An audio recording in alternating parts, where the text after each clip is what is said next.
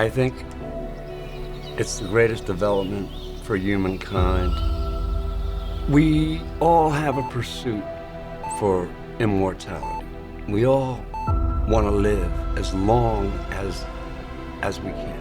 You look at the planet today, we have 7 billion inhabitants.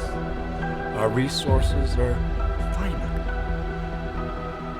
We need the most brilliant minds to survive, to unlock some of the great questions that are facing us as a species.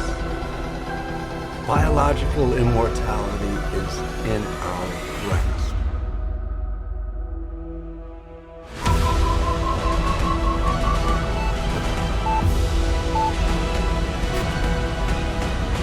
Harry is exceptional. He's coming to terms with immortality. We grow old. Our friends, our family, they pass away. They die.